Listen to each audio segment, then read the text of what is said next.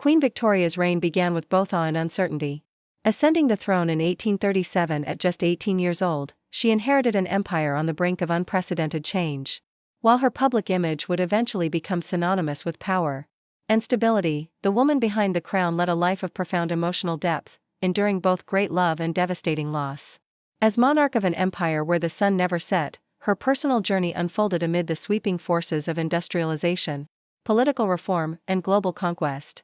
From her deep affection for Prince Albert to her solemn years of mourning, Victoria's story reflects not only the evolution of a monarch, but the transformation of an entire age. Born in 1819 to the Duke and Duchess of Kent, Victoria was raised under the strict and isolating Kensington system, a rigid set of rules devised by her mother and her advisor Sir John Conroy. This sheltered upbringing kept her under constant supervision and shaped her early personality with a sense of duty and caution. When King William IV died without a direct heir, the crown passed unexpectedly to Victoria, making her queen at the tender age of 18. Her youth and inexperience were immediately challenged by a political world dominated by older men, and skepticism surrounded her ability to rule. Yet, from the very start, Victoria exhibited a strong will and an acute sense of responsibility toward her role as monarch. One of the most defining elements of Victoria's life was her relationship with Prince Albert of Saxe-Coburg and Gotha, whom she married in 1840.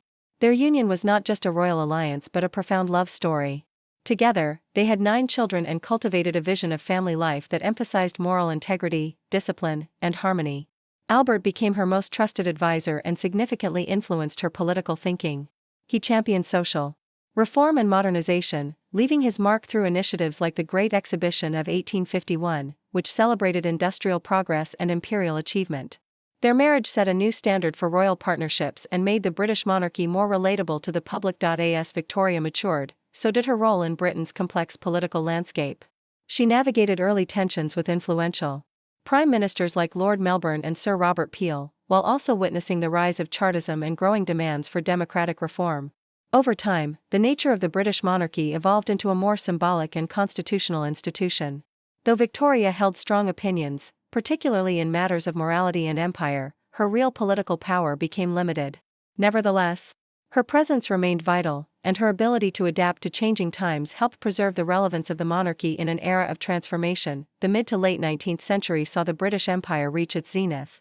Under Victoria's reign, the empire expanded dramatically across Asia, Africa, Australia, and North America. In 1876, she was proclaimed Empress of India, cementing her position as the symbolic heart of an empire that ruled over millions. Her reign became associated with the ideology of imperialism and the so-called white man's burden, a belief in the civilizing mission of the British over colonized peoples. While this ideology is now heavily critiqued, it was widely accepted at the time and reflected Britain's global ambition and sense of superiority. Victoria herself became an emblem of imperial authority. Her image spread across coins, portraits, and imperial ceremonies from Delhi to Cape Town. The death of Prince Albert in 1861 was the most profound turning point in Victoria's personal life. Devastated by the loss, she withdrew from public duties and entered a prolonged period of mourning, wearing black for the remainder of her life. Her absence from public view led to criticism and questions about the role of the monarchy. During this time, she grew emotionally reliant on her Scottish servant John Brown, whose close relationship with the Queen sparked rumors and controversy.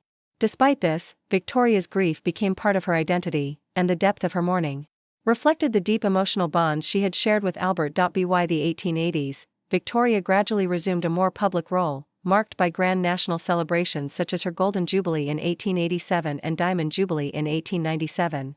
These events revitalized her image and reaffirmed the monarchy's popularity. Her relationships with prominent prime ministers like Benjamin Disraeli and William Gladstone also showcased her enduring influence and political awareness. Disraeli flattered her imperial ambitions, while Gladstone often challenged her conservative instincts.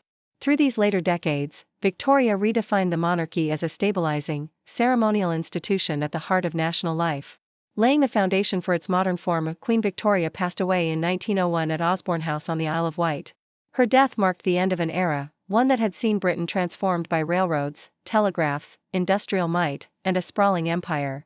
The nation entered a period of mourning as her coffin was carried in solemn procession, and she was laid to rest beside Albert in the Frogmore Mausoleum. The Victorian Age officially came to a close, but its legacy would endure in nearly every aspect of British society, the legacy of Queen Victoria is inextricably tied to the monumental changes of her time. The 19th century saw explosive industrial growth, scientific innovation, and sweeping cultural change. Victorian values, including propriety, duty, and strict gender roles, influenced not only Britain but much of the Western world. Her reign helped shape the modern British monarchy into a symbol of national unity and moral guidance rather than direct political authority. Globally, the British Empire left lasting effects on colonized nations, both positive and destructive. As a figure who presided over it all, Queen Victoria became more than a monarch, she became a symbol of an age. Her life bridged tradition and transformation, and her reign helped define the modern world.